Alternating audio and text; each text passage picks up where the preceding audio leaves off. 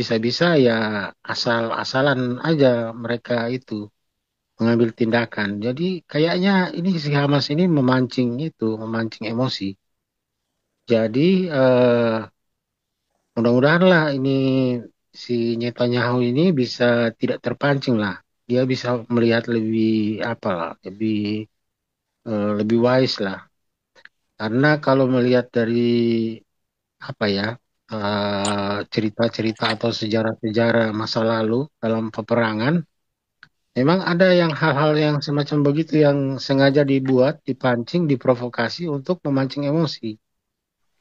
Jadi ya saya kira mereka itu kan sudah pakar-pakar perang. Jadi kalau ada Pak Junior Tobing mungkin kita bisa tanyakan itu apakah ini bagian dari strategi perang. Tetapi ya kalau saya melihatnya begitu. Jadi ini mungkin termasuk salah satu strategi perang dari si Hamas ini untuk memancing emosi. Karena eh, ada cerita cerita perang yang dari masa lampau itu, yang perang apa ya, perang tiga negara itu, ada yang Apakah ini harus dibumi hanguskan? Itu repot. Soalnya kenapa?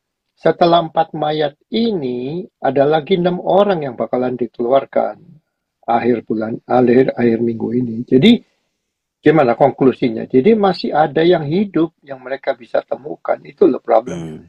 Kalau umpamanya ini mayat ini terakhir, ya udah deh kita hantam semua tuh tikus-tikus. Udah deh kita babi buta, habisin, Hmm. Hmm. hancurkan semua. That's it. Hmm. Udah nggak usah. Tapi problemnya ini masih ada tanda tanya. Kenapa setelah mayat ini masih ada 6 orang lagi yang masih hidup yang bakalan dilepas? Jadi yang sisa 30 orang ini ada kemungkinan masih ada yang hidup. Berapa orang kita nggak tahu. Itulah problemnya sekarang. Hmm.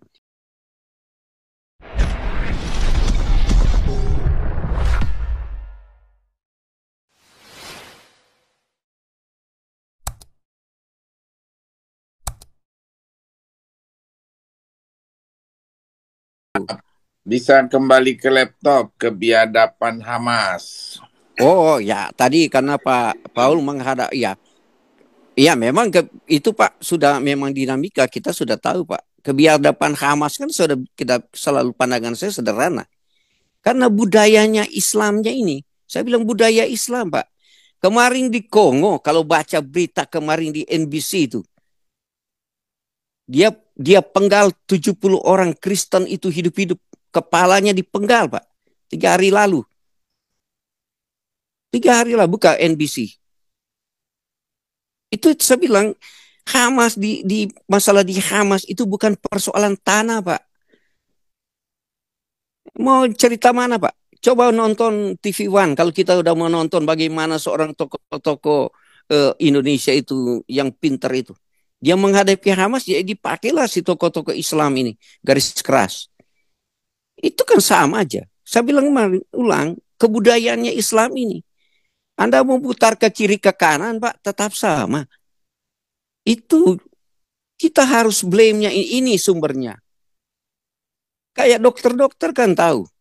Orang aja influenza sudah tahu ini itunya. Ini didasarkan pada flu ini, didasarkan pada ini ada sel ini ada itu. Semua dari selnya itu. Kita bicara Hamas, oleh sebab itu saya jujur ya, bukan pinter. Belajar sejarah boleh, tahu dari zaman Alkitab bagaimana toko-toko apa yang terjadi di Palestina, Hamas.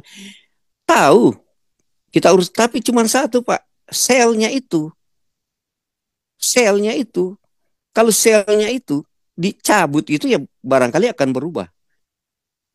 Si budaya Islamnya ini, Islam jujur aja bilang aja Islamnya itu Pak. Kan coba contoh, apa buktinya Pak Teddy? Apa permesa? Contoh Pak, orang diajarkan ya, dikirim kondom ke sana. Memang benar kondom itu tidak tersalur ke sana. Ngapain ada dari WHO kirim ke sana, Amerika yang kasih bantuan baru di blame oleh oh ini demokrasi yang menggunakan, bukan persoalan demokrasi yang menggunakan Partai Demokrat yang menggunakan uang begini, ini yang wacana, bukan persoalan itu. Tanya aja di Indonesia mereka tidak itu mereka tidak akan menggunakan kondom loh. Spiral di sana nggak bisa, Palestina nggak bisa. Karena otaknya sudah tertutup. Islamnya ini nggak bisa, Pak. Nggak bisa pakai kondom. Persoalan kembali ke basic tadi bicara Hamas. Hamas dasarnya cuma apa? Sel Islamnya itu yang nggak bisa hilang gitu. Orang yang satu suka cinta damai, satu nggak mau cinta damai, suka bantai membantai. Realita orang yang satu cinta antar hak asasi manusia, yang satu Pak menyandra orang gitu, membantai orang, membunuh, membelah perutnya, belah kepalanya Pak, pantatnya ditusuk dari pantat itu sampai ke mulut Pak, dibikin babi putar Pak. Jadi kira-kira menurut Permesta ini setelah ditipu dengan jenazah ini di bumi hanguskan nggak ini Gaza ini? Iya Pak, ini antara orang baik dengan orang jahat. Kalau kan negara-negara ini, Israel ini Pak masih tinggi human right-nya. Tapi jujur, Amerika masih tinggi. Semua negara Eropa tinggi human right-nya. Tapi kalau teman-teman bicara Pak, di situ ada kepentingan ekonomi, ya itu lain lagi ceritanya. Di sini ada kepentingan, itu lain ceritanya. Tetapi kita dulu masuk kepada human right, kepada hak manusia itu benar. Tarik napas, Pak Frans dulu masuk. Iya Pak. Masuk dulu Pak. Iya. Terima kasih Pak Frans. Iya. Ya Pak Permesta, berapa botol sudah ini? Enggak, saya emosi ini Pak, kemarin di Kongo, di mana itu dibantai orang Kristen itu di kepala dibohong, dipotong kepalanya. Saya menangis itu 70 orang Pak. 70 orang kepalanya dipotong gitu. Iya Pak Teddy, oke. Ya. Saya coba melihat yang dari judulnya ini dan yang sudah dibahas tadi oleh Pak Pastor Paul ini. Jadi kelihatannya Hamas ini sedang menyusun strategi. Jadi dia itu sengaja memancing emosi presiden Perdana Menteri Netanyahu ini, dan mungkin seluruh dunia termasuk si Guterres ini juga kan ikut terpancing. Jadi yang dalam perang itu memang ada semacam situasi di mana ya ada yang sengaja dibuat untuk memancing emosi, sehingga kalau sudah kalap ya bisa-bisa ya asal-asalan aja mereka itu mengambil tindakan. Jadi kayaknya ini si Hamas ini memancing emosi. Jadi mudah-mudahan lah ini si Netanyahu ini bisa tidak terpancing lah. Dia bisa melihat lebih lebih wise lah. Karena kalau melihat dari cerita-cerita atau sejarah-sejarah masa lalu dalam peperangan, memang ada hal-hal yang semacam begitu yang sengaja dibuat, dipancing, diprovokasi untuk memancing emosi. Jadi ya saya kira mereka itu kan sudah pakar-pakar perang. Jadi kalau ada Pak Junior Tobing mungkin kita bisa tanyakan itu apakah ini bagian dari strategi perang. Tetapi ya kalau saya melihatnya begitu. Jadi ini mungkin termasuk salah satu strategi perang dari si Hamas ini untuk memancing emosi. Karena ada cerita perang yang dari masa lampau itu, yang perang perang 3 negara itu, ada yang memang sengaja dihanyutkan itu mayat-mayat itu supaya kumannya itu bisa menyebar ke pasukan yang musuhnya di sebelah. Jangan-jangan demikian ya, tapi ya saya kurang tahu pasti. Tapi mudah-mudahan lah mereka ini tidak terpancing emosi. Itu aja. Terima kasih. Pak Frans, saya cuma satu. Ini loh yang seperti Dokter Edison bilang, apakah ini harus di bumi hanguskan? Itu repot. Soalnya kenapa? Setelah 4 mayat ini, ada lagi 6 orang yang bakalan dikeluarkan akhir minggu ini. Jadi gimana konklusinya? Jadi masih ada yang hidup yang mereka bisa temukan. Itu loh problemnya. Kalau umpamanya ini mayat ini terakhir, ya udah deh kita hantam semua tuh tikus-tikus. Udah deh kita babi buta, habisin, hancurkan semua. That's it. Udah nggak usah. Tapi problemnya ini masih ada tanda tanya. Kenapa setelah mayat ini masih ada 6 orang lagi yang masih hidup yang bakalan dilepas. Jadi yang sisa 30 orang ini ada kemungkinan masih ada yang hidup. Berapa orang kita nggak tahu. Itulah problemnya sekarang. Jadi ya Israel ya wait and see gitu. Nah kalau menurut ini yang balik lagi ke Hasto ini, saya cuma kepengen satu dari titahannya Hasto ini. Saya kepengen lihat apa itu yang Koni Rakabuming itu yang disimpan di Rusia itu isinya apa. Katanya si Mulyono sama istrinya bakalan kena. Itu aja saya. Ya kan? Nah, terus kalau mengenai Magelang ini, tujuannya itu apa? Itu pertanyaan saya. Itu Apakah dengan 4 hari military training itu kamu bakalan jadi orang baik? Satu, kedua, benefitnya apa? Terus ketiga yang tadi si Teddy udah nyinggung, seperti yang kita punya diskusi dengan Pak Tobing. Ini semua ini dipilih rakyat. Dia mau datang, nggak mau datang, dia nggak usah dengerin Jakarta. Dia nggak usah dengerin pusat. Ya itu problemnya. Presiden ngasih perintah ke menteri ngasih perintah ke pemerintah daerah. Gua bukan diangkat sama elu. Gua dipilih sama rakyat gua. Apain gua mesti dengerin kamu? Makanya itu program gak jalan. Yaitu kita balik lagi ke square one. Apakah kita perlu diktator ya? Indonesia harus punya diktator. Sama juga kita yang di US juga sama.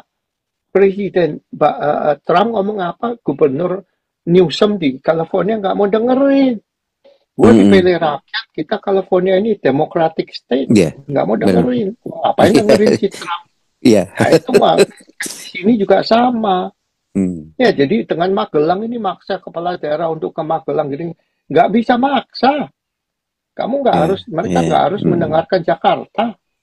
Itu sih kalau menurut saya. Lanjut.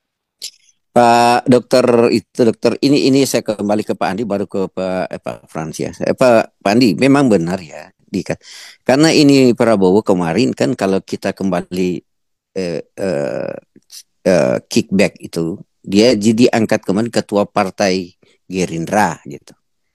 Seorang presiden masih memikirkan partai. Oleh sebab itu tidak heranlah antar partai itu melakukan kepentingan. Lo di pemerintah sebenarnya pikir rakyat, nggak usah partai-partai. Itu salah satu teori Konghucu. Kalau Anda jadi penguasa itu, nggak usah ada partai-partai loh. Bagaimana you merangkum seluruh rakyat Indonesia?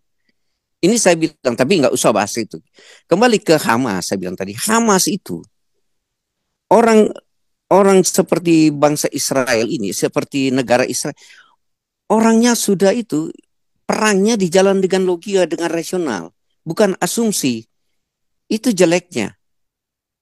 Mereka tahu apa yang sebelum kita bicara, mereka sudah dulu karena karena kepintarannya mereka. Oleh sebab itu dibilang bahwa di bidang teknologi aja udah luar biasa, Pak. Apalagi kebudayaannya. Apalagi teknologi pertanian peternakan. Apalagi yang nggak ada kepada mereka, Pak. Semua sudah ada. Kalau perang diandai-andai dengan teori, Pak, udah salah dengan berasumsi. Yang satu aja jalan dengan cara pikir yang sehat. Dalam pikiran yang sehat dalam konteks sekarang kita tahu kekuatan mereka walaupun dikepung oleh berapa 7 negara, mereka tidak akan kalah. Sekarang persoalannya kembali gitu ke kemanusiaannya itu. Yang saya harapkan adalah damai aja. Damai si ini yang kelompok ini yang kena sel Ya, saya bilang tadi sel-sel itu sudah ada dalam kehidupan dia. Bakterinya sudah ada dalam diri dia. Bakteri-bakteri ini dihapus dulu, diajarkan bagaimana? Oke lah, kembalikan aja ke dia kalau dia mau menguasai tanah ini. Karena dia ingin menghidupkan kita hidup sejahtera, aman dan damai gitu. Baru ngapain saya mau berpikir berperang dengan dia? Lebih baik saya dengan dia akan membangun saya, dia akan ajarkan saya bagaimana hidup damai, rukun, harmonis. Itu kan ceritanya. Kalau kembali ke kemanusiaan, itu kan tujuan hidup. Persoalannya, logika-logika orang ini yang saya bilang tadi, udah hilang, udah jalan dengan emosi. Karena mereka cuma berpikir dunia dan akhirat. Itu aja. Itu jeleknya ini kelompok ini. Oleh sebab saya bilang tadi, nalar kita dijalankan dalam teori antropologis, dalam teori sejarah, dalam teori filsafat, dalam teori psikologi, dalam teknologi kita sudah pakai untuk menjelaskan. Mereka nggak akan dengar. Karena selnya, saya bilang ulang guys, selnya itu sudah ada. Di Indonesia kan juga begitu, tapi orang nggak percaya. Di Indonesia sama. Bagaimana anak-anak dididik pakai buku kuning untuk membangun negara, itu persoalannya.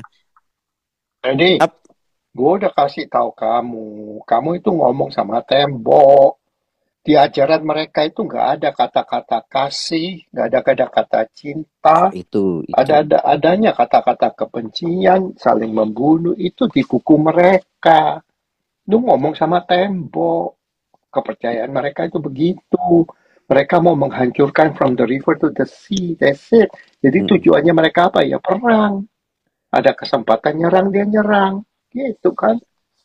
Dia nggak ngerti kamu ngomong kasih. Apa itu kasih? Kamu ngomong cinta. What is love? Nggak tahu dia. Iya. Itu. Gimana coba? Nggak bisa lah. Nggak bisa ngomong logik normal sama mereka. Nggak bisa. Sama balik kalau kamu tarik benang ke Indonesia juga sama. Ya kan dari kita waktu aku dari kecil ya udah kebencian banyak kan.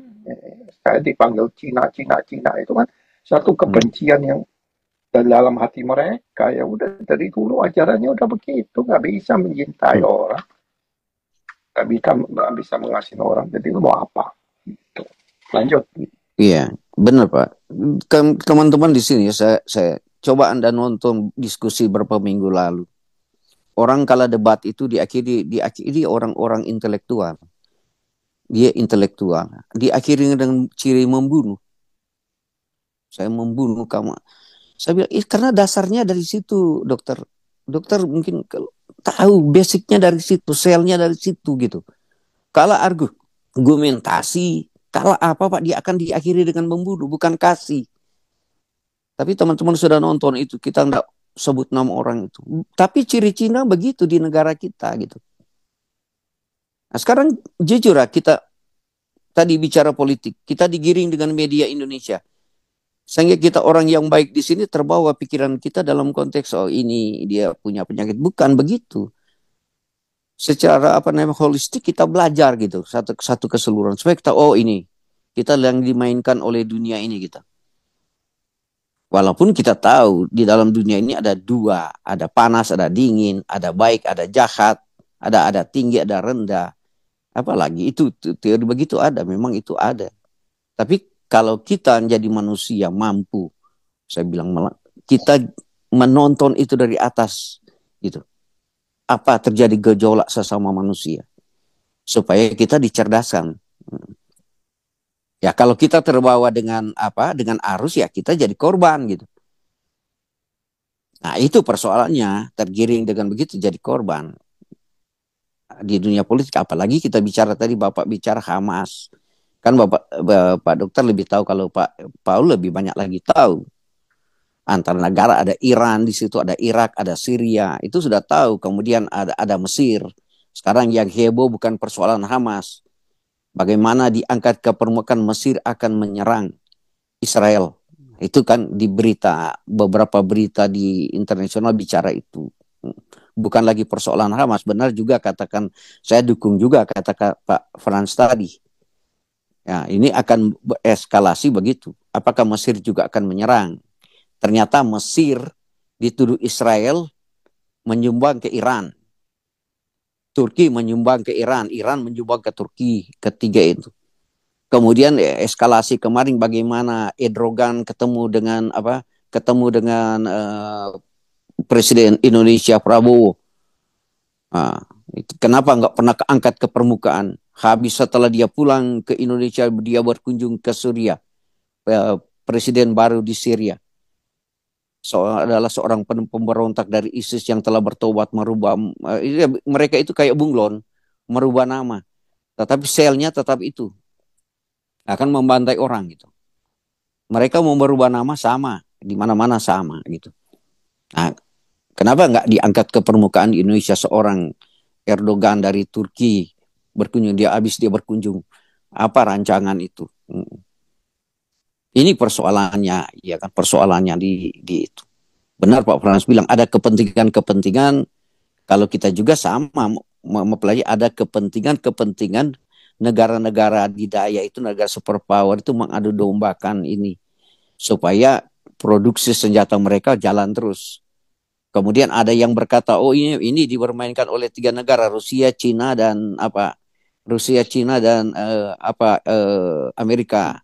Geopolitiknya begitu, supaya you pegang utara selatan, saya akan menyuplai senjata di sana, saya akan menguasai sumber daya alam di sana, tapi you bikin pemberontakan di sini ya, supaya yang kuasa ini saya di sini, you di sana. Itu logika yang asumsi begitu dapat dibaca, enak dapat dibaca gitu. Oh, Rusia ini 3, Rusia, Cina, kemudian Cina ada USA, baru mereka berbagi. You bikin konflik di sana ya. CIA bilang kepada Ukraina, serang Rusia ya. Oke. Nanti you bilang you masuk NATO ya. Beginilah si Amerika. Iya, nanti saya support senjata di Ukraina. Ke duit gitu. Baca dagang lah, belantek lah, bahasa kampungan saya bilang belantek kuda lah. Di kampung saya ada pasar Kamis itu hanya tempat belantik antara sapi kuda. Baru ada sama aja teorinya. Si Rusia bilang, Amerika, you bikin pemberontakan di itu ya. Pemberontakan di mana? Di Gaza dan lain sebagainya. Nanti saya akan mensupport mensupport senjata untuk Gaza, untuk ini. Baru di situ mainlah hutang berutang. Oh, si Cina bilang, oke lah, saya yang di sini ya. Kamu bikin konflik terus sama Taiwan sama Cina ya. Itu hanya gampang, peta-peta begitu gampang dibaca. Cuma kembali ke apakah kita ada kemanusiaan gitu. Apakah kita benar-benar menjadi pejabat itu, menjadi seorang pemimpin negara itu, atau menjadi seorang raja, atau menjadi untuk kepentingan rakyat, benar nggak gitu. Untuk kesejahteraan rakyat, benar nggak. Itu kan tujuan kalau politik. Dr.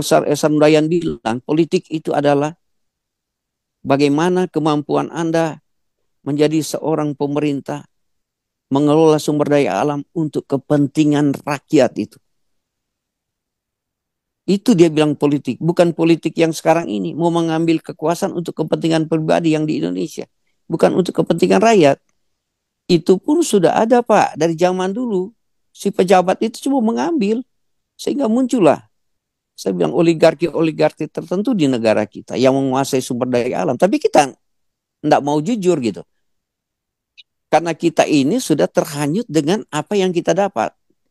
Contoh, kalau dia pegawai negeri, ya sudah senanglah pegawai negerinya. Emang gue pikirin rakyat, saya sudah kok ada gaji per bulan begini-begini. Begitu juga pegawai BUMN. Dia sudah terstruktur, dia sudah nggak mau berpikir. Rakyat mau susah, mau apa, dia nggak mau berpikir. Yang sampai sekarang yang dibahas isu tentang konflik di negara kita adalah masalah kesehatan, masalah pendidikan yang tidak merata, ya, masalah pemerataan versus agama satu dengan agama lain. Lebih banyak sumber daya alam, sumber daya negara, hasil negara diberikan kepada agama lain, bukan diratakan kepada keadilan sosial yang selalu dicantumkan pada Pancasila, tidak ada. Kemanusiaan yang adil dan beradab tidak ada. Persatuan Republik Pancasila ketiga tidak ada. Ya, Papua lagi semua menuntut merdeka, masif gitu. Karena diciptakan oleh pemimpin-pemimpin ini ya sel-selnya dari situ gitu. Cuma menggunakan kepentingan diri sendiri. Kalau Ada itu Bu yang kita, Dora, Pak nah, Perta, Bu Dora kasih ya kesempatan. terima kasih, Bu terima kasih Dora, dokter, dokter terima kasih ya. sama-sama. Iya dokter, iya. Dan